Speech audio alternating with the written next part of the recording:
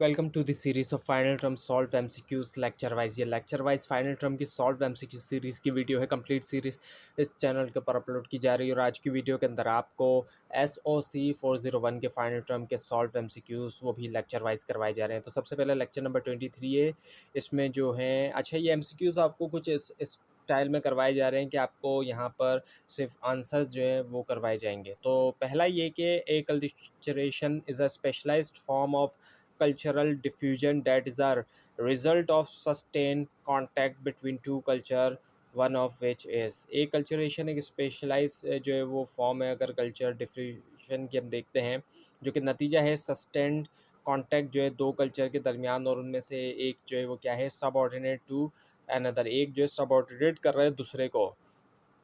और दूसरा जो लेक्चर 24 है उसमें से इम्पॉर्टेंट ये कि टू अंडरस्टैंड करने के लिए socio cultural aspect of urbanisation, जो सोशियो कल्चरल एस्पेक्ट है और अर्बनाइजेशन के, रूरल एरियाज़ के, अर्बन एरियाज़ के और migrants should be viewed as a part of, इन सबको देखा जाए एज अ पार्ट जो है किसका, वो है कॉम्प्लेक्स सिस्टम ऑफ चेंज। जो कॉम्प्लेक्स सिस्टम ऑफ चेंज है, लेसन 25 में एक है political systems in all societies primarily function to, जो प्राइमरीली सॉरी जो पॉलिटिकल सिस्टम होता है तमाम सोसाइटीज़ के अंदर प्राइमरीली तौर पे फंक्शन करता है, किस लिए, मैनेज करने के लिए पब्लिक अफेयर, मेंटेन करने के लिए सोशल ऑर्डर और रिजॉल्व करने के लिए कॉन्फ्लिक्ट।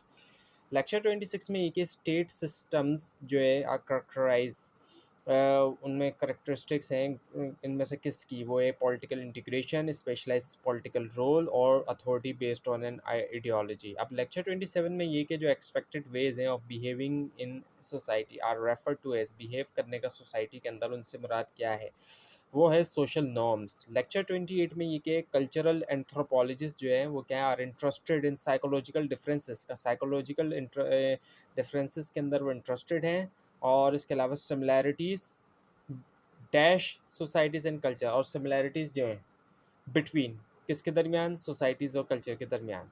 लेक्चर 29 में ये कि the process process by which children develop behaviours, children बच्चे जो है वो डेवलप करते हैं behaviour conforming to social expectation, जो कि सोशल एक्सपेक्टेशन के मुताबिक होता है और इन्फ्लुएंस होता है पेरेंट्स से और दूसरे लोगों से, वो खिलाया जाता है सोशलाइजेशन, यानी कि सीखते हैं वो एक तरह से वही चीज़ जो कल्चर के मुताबिक होती है।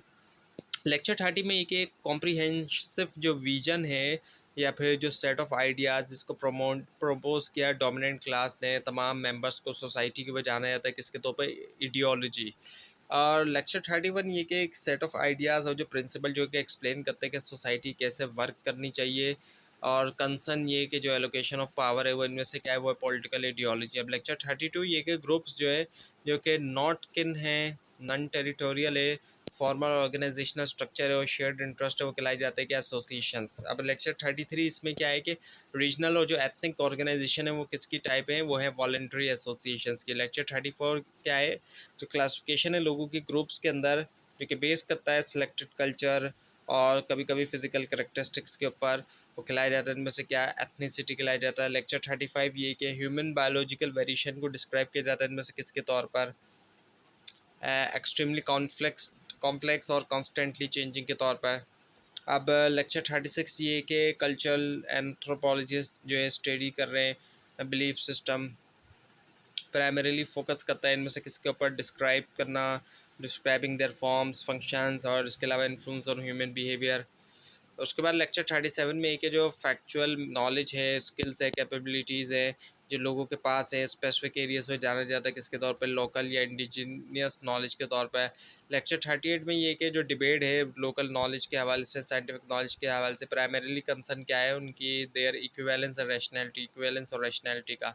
लेक्चर 39 में ये कि इन पॉपुलर अंडरस्टैंडिंग के अंदर जो डेवलपमेंट है, इससे मुराद ट्रांजिशन वर्ड्स, ट्रांजिशन है किसकी तरफ, डायरेक्टेड चेंज, और जो मॉडर्नाइजेशन, इंडस्ट्रियलाइजेशन और कैपिटलाइजेशन है। लेक्चर 40 में ये कि from an anthropologist point of view, anthropologist के पॉइंट ऑफ व्यू से हम देखते हैं तो कल्चर को जो है कंसिडर्ड एज एन, कल्चर को कंसिडर किया जाता है किसके तौर पे, एसेट के तौर पे। अब लेक्चर 41 में ये कि anthropologist are expected to assist, expected किया जाता है कि एंथ्रोपोलॉजिस्ट असिस्ट करें development programme by addressing, address करते हुए उनमें से किसको, सोशल एक्सपेक्ट, ना कि टेक्निकल सिर्फ। अब लेक्चर 42 ये कि art can be defined as a process, art को डिफाइन किया जाता है प्रोसेस के तौर पर भी, प्रोडक्ट जो कि ट्रांसफॉर्म करती है मैटर, साउंड और या फिर मोशन जो एक फॉर्म के अंदर, जो कि डीम्ड है क्या एस्थेटिकली मीनिंगफुल। अब लेक्चर 43 में ये कि art can serve as a vehicle for, art जो व्हीकल के तौर पर सर्व कर सकती है इनमें से किसके लिए, protest, resistance, instigating socio political changes. अब लेक्चर 44 में ये क्या है, एंथ्रोपोलॉजी से response to criticism included developing the concept of, anthropology का जो रिस्पॉन्स है क्रिटिसिज्म के लिए उसमें शामिल है डेवलप करना कॉन्सेप्ट, इनमें से किसका, वो है रिलेटिविज्म का। अब नेक्स्ट ये है टू डिफेंड, डिफेंड करने के लिए anthropological integrity, influential anthropologist emphasise करते हैं किसके ऊपर, यूनिफॉर्मिटी किसकी, मैनकाइंड सेक्शन और नेचर की। अब क्रिटिसिज्म जो है एंथ्रोपोलॉजी के उनको यूज़ किया जाए किसके लिए, हेल्प करने के लिए, अवॉइड करना मिसपरसेप्शंस और जो है पोरली फाउंडेड ऑप्शंस जो है। अब नेक्स्ट ये कि the key to comprehensiveness and objectivity anthropology, की है कॉम्प्रिहेंसिवनेस और ऑब्जेक्टिविटी की एंथ्रोपोलॉजी में, वो इनमें से क्या है, वो है objectivity and functional analysis combined with psychological knowledge. Lecture 45 में ये कि जो करंट पेस है कल्चरल चेंज का उसको उस तरीके से डिस्क्राइब किया जाता है एज एक्सेलरेटेड। तो ये थी आज की वीडियो। आपको इस बारे में कोई क्वेश्चन है, खासतौर पर इसमें कोई मिस्टेक दिखाई तो ज़रूर हाईलाइट कीजिए। और इस पूरी सीरीज़ को देखने के लिए और फाइनल टर्म एग्जाम्स की प्रिपरेशन के लिए इस चैनल को सब्सक्राइब कीजिए, बेल आइकन के ऊपर क्लिक कीजिए। Thanks for watching this video and best of luck for your exams.